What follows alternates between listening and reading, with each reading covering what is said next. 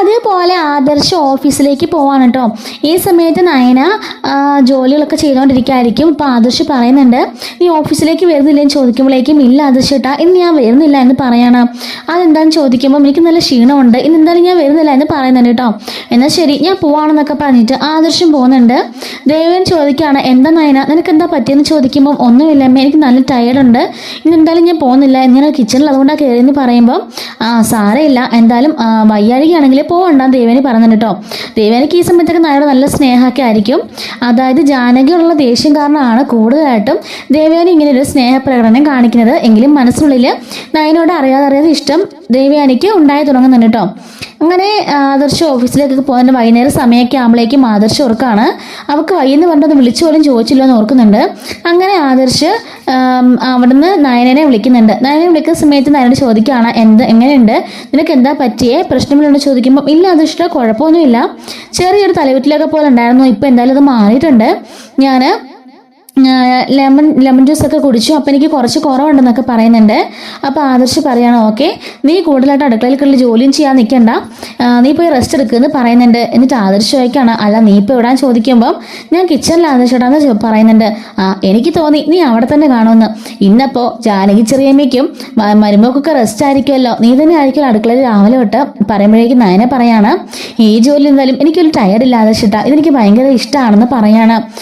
എന്തായാലും കുറച്ച് കെയർഫുൾ ആയിട്ടൊക്കെ നിന്നോ, അതുകൊണ്ട് ഒരുപാട് സ്ട്രെയിൻ ചെയ്യാൻ നിൽക്കണ്ട, പോയി റെസ്റ്റ് എടുക്കുക, ഞാൻ ഇപ്പം തന്നെ വരാമെന്ന് പറയുമ്പം സാറില്ല ആദർശിട്ടാന്ന് പറയുന്നുണ്ട് കേട്ടോ. എന്നിട്ട് ആദർശ് ഫോൺ കട്ടാക്കുന്നുണ്ട്. ആദർശനാണ് ഓഫീസിൽ സമാധാനം ഇല്ല, ഇന്ന് അവളുടെ അടുത്ത് ഇരിക്കേണ്ടതായിരുന്നു, ഞാൻ വന്നത് ഒട്ടും ശരിയായില്ലെന്ന് ആദർശ് ഓർക്കുന്നുണ്ട്. അങ്ങനെ ആദർശ് വീട്ടിലേക്ക് പോവാണ് കേട്ടോ. ഇതേ സമയത്ത് നയന ജോലികളൊക്കെ കിച്ചൺ ഡ്യൂട്ടിയൊക്കെ തീർത്തതിന് ശേഷം അവള് ബക്കറ്റിൽ കുറച്ച് തുണിയായിട്ട് ടെറസിന്റെ മുകളിലേക്ക് പോവാണ്. അവിടെ പോയിട്ട് തുണികളൊക്കെ വിരിക്കാൻ വേണ്ടിയാണ് കേട്ടോ പോകുന്നത്. അങ്ങനെ അവിടെ ചെന്നിട്ട് അവളെ തുണികളൊക്കെ വിരിക്കായിരിക്കും. ഈ സമയത്ത് നയനയ്ക്ക് തലയുറ്റിൽ പോലെ തോന്നാണ്. അങ്ങനെ നയന അവിടെ തലയുറ്റി വീഴുന്നുണ്ട് കേട്ടോ. പക്ഷെ ഈ സമയത്ത് നയന ഇങ്ങനെ മുകളിലെ നിലത്തിലേക്ക് പോയി വരും, ആരും തന്നെ അറിയുന്നില്ല, കാരണം എല്ലാവരും താഴെയാണല്ലോ. അപ്പോൾ ആദർശാണെങ്കിൽ ഓഫീസിൽ നിന്നും ഇറങ്ങിയിട്ടുണ്ട് കേട്ടോ. അപ്പോൾ അവൻ വീട്ടിലേക്ക് വരാറായിട്ടുണ്ട്. അപ്പോൾ ഭയങ്കര ചൂടാണ് കേട്ടോ. അപ്പം ടെറസിലും കൂടെ ആയതുകൊണ്ട് തന്നെ സൂര്യൻ്റെ ചൂട് നേരെ അടിക്കുകയാണ്. അവളാണെങ്കിൽ ബോധമില്ലാതെ മുകളിൽ കിടക്കുന്നു ചെയ്യുന്നുണ്ട്. അവളുടെ അങ്ങനെ ശരീരത്തൊക്കെ ഇങ്ങനെ നല്ല ചൂട് ഏൽക്കുന്നുണ്ട്. സമയത്ത് ആദർശ് വരുന്നുണ്ട്. ആദർശ് എന്ന് ചോദിക്കണം, അമ്മ നയന എവിടെ ചോദിക്കുമ്പോൾ അവൾ കിച്ചണിൽ ഉണ്ടായിരുന്നല്ലോ എന്ന് പറയാണ്. അല്ല അവൾക്ക് സുഖമില്ല എന്ന് പറഞ്ഞു എന്ന് പറയുന്നുണ്ട്. കിച്ചണിലില്ല, അപ്പം മുറിയിൽ കാണുമെന്ന് പറയാണ്. അങ്ങനെ ആദർശ് മുറിയിൽ നോക്കുന്നുണ്ട്. എന്നിട്ട് പറയാണ്, അമ്മ അവൾ മുറിയിലില്ലെന്ന് പറയുന്നുണ്ട്, എങ്കിൽ ടോയ്ലറ്റിലും കാണുമെന്ന് പറയുമ്പോഴേക്കും അങ്ങനെ ആദർശ് നോക്കുന്നുണ്ട് എല്ലായിടവും. അപ്പം നവ്യ എന്താ ആദർശ് എന്ന് ചോദിക്കുമ്പോഴേക്കും നയനെ കണ്ടോന്ന് ചോദിക്കുമ്പോൾ ഇല്ല നയനെ ഞാൻ കണ്ടില്ലെന്ന് പറയുന്നുണ്ട്. അങ്ങനെ നയനെ നവ്യയും അവിടെ അന്വേഷിക്കുന്നുണ്ട്, അപ്പൊ കാണുന്നില്ല. അപ്പോഴേക്കും ദേവയാനിയും പോയി അന്വേഷിക്കുന്നുണ്ട് കേട്ടോ. എല്ലാവരും നോക്കുമ്പോഴേക്കും അവിടെ ഒന്നും കാണുന്നില്ല. മുത്തശ്ശൻ അവിടെ എല്ലാം നോക്കുന്നുണ്ട്. പിന്നെ ഇവിടെ എവിടെ പോയതാണെന്ന് പറയാണ്. അപ്പോഴേക്കും നവ്യ പറയുന്നുണ്ട്, ചിലപ്പോൾ ടെറസിന് മുകളിൽ തുണി വിരിക്കുന്നുണ്ടായിരിക്കും ആദർശ് ചേട്ടാ, അങ്ങോട്ട് പോയി നോക്കുമെന്ന് പറയുന്നുണ്ട്. ആദർശ് ശരിയാ, അപ്പോൾ ഈ സമയത്ത് തുണി വിരിക്കാൻ കയറി പോകാറുണ്ടല്ലോ എന്ന് പറഞ്ഞിട്ട് ആദർശ് മുകളിലേക്ക് പോകുന്നുണ്ട്. അങ്ങനെ ടെറസിന്റെ മുകളിലേക്ക് പോയി നോക്കുന്ന ആദർശ ആ കാഴ്ച കൊണ്ട് നടുങ്ങി പോവാണ്. കാരണം ബോധമില്ല, നയനവിടെ വീണ് കിടക്കുന്നുണ്ട് കേട്ടോ. ആ ചൂടിൽ ഒരു സെക്കൻഡ് ഇവൾക്ക് ഒരാൾക്ക് നിൽക്കാൻ സാധിക്കില്ല, അത്രയ്ക്കും ചൂടാണ്. അവിടെയാണ് നയന കുറെ നേരം കൊണ്ട് ബോധമില്ല കിടക്കുന്നത് കേട്ടോ. ഇത് കണ്ട പാടെ ആദർശ് നയന എന്ന് ഉറക്കെ വിളിക്കുന്നുണ്ട്. പെട്ടെന്ന് ആദർശ് നയനെ കോരി എടുത്തുകൊണ്ട് താഴേക്ക് ഓടി വരികയാണ്. അപ്പോഴേക്കും അവളുടെ ശരീരത്തൊക്കെ ഈ വെയിലിന്റെ സൂര്യാഘാതം ഏറ്റുണ്ടായിരുന്നു. അങ്ങനെ പെട്ടെന്ന് ആദർശ് താഴേക്ക് വന്നിട്ട് താഴേക്ക് കൊണ്ടുവരുന്നുണ്ട്.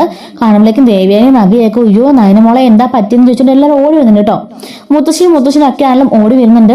അയ്യോ നയനമൊക്കെ എന്താ പറ്റിയ മോനെന്ന് ചോദിച്ചിട്ട് ഓടി വരികയാണ്. മുത്തശ്ശ ഇവിടെ തുണി വിരിക്കാൻ വെള്ളത്തിന് നിലയിലേക്ക് പോയതാ, ടെറസിന്റെ മുകളിലേക്ക്. അവിടെ വെച്ച് ഇവിടെ എന്താ സംഭവിച്ചെന്ന് അറിയില്ല, എന്തായാലും സൂര്യാഘാതം ഏറ്റുണ്ടെന്ന് തോന്നുന്നു, നമുക്ക് ഡോക്ടറെ ഇങ്ങോട്ട് വിളിക്കണ്ട, ഹോസ്പിറ്റലിലേക്ക് കൊണ്ടുവന്ന് പറയാണ്. മുത്തശ്ശൻ പറയണം അതെ കുറച്ച് വെള്ളം തളിച്ച് നോക്ക് എന്നൊക്കെ പറയുന്നുണ്ട്. വെള്ളം തളിച്ചിട്ടെങ്കിൽ നയനയ്ക്ക് ബോധമൊന്നും ഇല്ല. അങ്ങനെ ആദർശ് അവളെ പെട്ടെന്ന് വണ്ടിയിലേക്ക് കയറ്റുന്നുണ്ട്. ഈ സമയത്ത് ദേവയാനിയും നവിയും മുത്തശ്ശിയൊക്കെ കൂടെ പോകുന്നുണ്ട് കേട്ടോ. അങ്ങനെ ഇവര് പോവാണ്. ഈ സമയത്ത് മുത്തശ്ശൻ അവിടെ നിന്ന് പറയാണ്, എൻ്റെ ഈശ്വര അവക്കൊന്നും വരുത്താതിരുന്നാൽ മതിയായിരുന്നു, എങ്കിലും ആ കുട്ടിക്ക് എന്താ സംഭവിച്ചത് എന്നൊക്കെ ഇങ്ങനെ ആലോചിക്കാണ്. ഈ സമയത്ത് അവിടുന്ന് പറയുന്നുണ്ട്, ജാനകി പറയാണ്, അഹങ്കാരം അല്ലാതെ എന്താ പറയാ, ഈ നട്ടുച്ച വെയിലത്ത് ഇത്രയും മുകളിൽ നിലയിലേക്ക് പോകണ്ട വല്ല കാര്യം ഉണ്ടായിരുന്നു എന്നൊക്കെ ആലോചിക്ക് പറയുന്നുണ്ട് കേട്ടോ. അപ്പോഴേ നമ്മുടെ മുത്തശ്ശി പോയില്ലായിരുന്നു കേട്ടോ. മുത്തശ്ശികളുണ്ട്. മുത്തശ്ശി പറയാണ്, മിണ്ടി പോവരുത്, നിനക്ക് ആ തുണി ഉണ്ടെങ്കിൽ വിരിച്ചിടായിരുന്നു, നേരത്തെ നീ ചെയ്തില്ലല്ലോ. ഇന്ന് ഒറ്റ ദിവസം ആ കുട്ടി സുഖമില്ലാന്ന് പറഞ്ഞ് ഇവിടെ റെസ്റ്റ് എടുക്കാൻ നിന്നതാ. അപ്പോഴേക്കും എല്ലാവരും അവളുടെ തലയിലേക്ക് ആ ജോലിയിലിട്ടിട്ട് എല്ലാവരും പതിയെ അങ്ങ് മുങ്ങി. ആ സമയത്ത് ആ പാവം എല്ലാ ജോലി ഏറ്റത് ചെയ്യായിരുന്നു. ഞാൻ രാവിലെ നോക്കിയതിന്റെ മുഖത്ത് നല്ല ക്ഷീണം ഉണ്ടായിരുന്നു. അങ്ങനെ ആ മേളിലേക്ക് തുണി വിരിക്കാൻ പോയത്.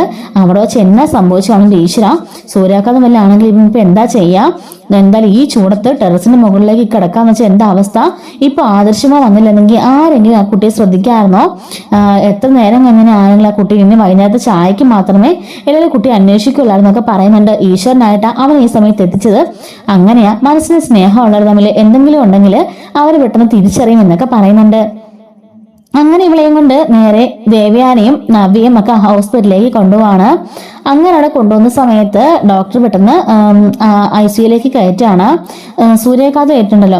അങ്ങനെ അവളെ ടെസ്റ്റ് ഒക്കെ ചെയ്ത് നോക്കുന്നുണ്ട്. അവൾക്ക് മെഡിസിൻ ഒക്കെ കൊടുക്കുന്നുണ്ട് കേട്ടോ. അപ്പൊ ഡീഹൈഡ്രേഷൻ കൊണ്ടാണ് അവൾക്ക് ഇതുപോലെ ഉണ്ടായെന്ന് ഡോക്ടർ ഒന്ന് പറയുന്നുണ്ട്. എന്തായാലും ഡീഹൈഡ്രേഷൻ മൂലം തലയുറ്റി വീണിട്ടുണ്ട്. ആ സമയത്തായിരിക്കും ഈ സൂര്യാഘാതം ഉണ്ടായിട്ടുള്ളത്.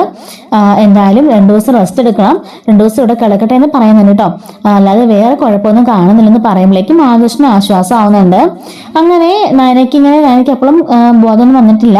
അങ്ങനെ ആദർശ ഉള്ളിൽ വെയിറ്റ് ചെയ്യുന്നുണ്ട്. എന്റെ അമ്മ ഒന്ന് ശ്രദ്ധിക്കണ്ടായിരുന്നോ, അവൾക്ക് രാവിലെ സുഖമില്ലെന്ന് പറഞ്ഞല്ലേന്ന് പറയാണ്.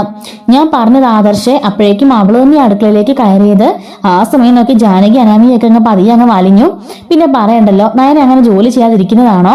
അത് ഈ സമയത്ത് തുണി കൊണ്ട് പോകേണ്ട ഒരു കാര്യമില്ലായിരുന്നു. ഇന്നത്തെ ദിവസം ആ കുട്ടി റെസ്റ്റ് എടുത്തിട്ട് കൂടി ഇല്ല എന്നൊക്കെ പറയുന്നുണ്ട്. നവി പറയാണ്, അതെ ഇന്നത്തെ ദിവസം നയന ഇരുന്നിട്ടില്ല, ഞാൻ പലതവണ പറഞ്ഞതാ കുറച്ചു നേരം പോയി റെസ്റ്റ് എടുക്കാന്, നിനക്ക് സുഖമില്ലാന്നല്ലേ ലീവ് എടുത്തെന്ന് ചോദിച്ചതാ. എന്നിട്ട് പോലും അവള് പറയായിരുന്നു, ഇല്ല ഇന്നൊരു ദിവസം എന്റെ ഉണ്ടാക്കിയ ഫുഡ് കഴിക്കാമല്ലോ എന്ന് രാവിലെ മുത്തശ്ശിയും പറയുന്നത് കേട്ടു. പിന്നെ ഞാൻ എങ്ങനെയാ ചേച്ചി പോയിരിക്കുക, ഇന്ന് എന്റെ ഫുഡ് ആയിരിക്കും, എല്ലാവർക്കും എന്റെ വകയായിരിക്കും ഫുഡ് എന്നൊക്കെ നയന പറഞ്ഞു എന്ന് പറയുന്നുണ്ട്. എന്തായാലും ഇത് വല്ലാത്തൊരു പണിയായിപ്പോയി എന്നൊക്കെ പറയാണ് ദേവയാനി. എന്തായാലും ഒന്നും ഇല്ലെന്ന് പറഞ്ഞല്ലോ, സൂര്യാഘാതം ഏറ്റെങ്കിൽ പോലും അത് വലിയൊരു തോതിലില്ല, അത് തന്നെ വലിയൊരു ആശ്വാസം എന്നൊക്കെ ആദർശം പറയുന്നുണ്ട്. അങ്ങനെ എല്ലാവരും അവളെ ഇങ്ങനെ വെയിറ്റ് ചെയ്തിരിക്കുകയാണ്. ഏകദേശം 1 മണിക്കൂറൊക്കെ കഴിയുമ്പോഴേക്കും നയനയ്ക്ക് ബോധം വരുന്നുണ്ട്. അങ്ങനെ ഒരു 3 ഭാഗത്തേക്ക് കയറി ചെല്ലാണ്. ചെന്ന പാടെ ആദർശ് ചോദിക്കുകയാണ്, നീ ഇന്ന് വൈകുന്നേരം ലീവ് എടുത്തല്ലേ, പിന്നെ നീ എന്തിനാ ആവശ്യത്തെ ജോലികളൊക്കെ ചെയ്യാൻ പോയത്, അതുകൊണ്ടല്ലേ ഇങ്ങനെയൊക്കെ സംഭവിച്ചതെന്ന് ചോദിക്കുകയാണ്. അല്ല ആദർശേട്ടാ, നമ്മുടെ തുണികൾ ഞാൻ വിരിക്കാൻ പോയതാ, അവിടെ ചെന്നപ്പോ എനിക്ക് എന്തോ തല കിട്ടുന്ന പോലെ തോന്നി, പിന്നൊന്നും എനിക്ക് ഓർമ്മയില്ലെന്ന് പറയുന്നുണ്ട്. ആദർശ് പറയാണ്, നീ ഇങ്ങനെ പോകുന്ന സമയത്തൊക്കെ നിനക്ക് നബിയുടെ അറ്റ്ലീസ്റ്റ് ഒന്ന് പറഞ്ഞിട്ട് പോകാമല്ലോ, ആരെങ്കിലും അറിയാതെ ഞാൻ ആ സമയത്ത് വന്നില്ലായിരുന്നുണ്ടെങ്കിൽ പിന്നെ വൈകുന്നേരം സമയത്തിൽ നിന്നെല്ലാം അന്വേഷിക്കോളെന്നൊക്കെ ചോദിക്കുകയാണ്. അപ്പോഴേക്കും നിന്റെ അവസ്ഥ എന്താണെന്ന് ചിന്തിച്ചിട്ടുണ്ടോന്നൊക്കെ ചോദിച്ചിട്ട് ആദർശ് നയനെ വഴക്ക് പറയുന്നുണ്ട്. അപ്പൊ നയന പറയാണ്, എന്തായാലും എന്റെ ആദർശൻ ആ സമയത്ത് തന്നെ ഓടി അങ്ങോട്ടേക്ക് വന്നല്ലോ, അത് തന്നെ വലിയ കാര്യം എന്നൊക്കെ പറയാണ്. ഈശ്വരനായിട്ടാ ആദർശനെ അങ്ങോട്ടേക്ക് എത്തിച്ചു തന്നെ ഇങ്ങനെ നയനെ പറയുന്നുണ്ട് കേട്ടോ. അപ്പൊ ഇതിന്റെ ഒരു സെക്കൻഡ് പാർട്ട് വീഡിയോ ഉണ്ട്. അപ്പൊ നമ്മൾ ഉടൻ തന്നെ അപ്ലോഡ് ചെയ്യുന്നതായിരിക്കും. മിസ് ആവാതിരിക്കാൻ ചാനൽ സബ്സ്ക്രൈബ് ചെയ്ത് ഇപ്പോൾ തന്നെ സപ്പോർട്ട് ചെയ്യണേ. ഇസ്മി യാസി, താങ്ക്സ് ഫോർ വാച്ചിങ്.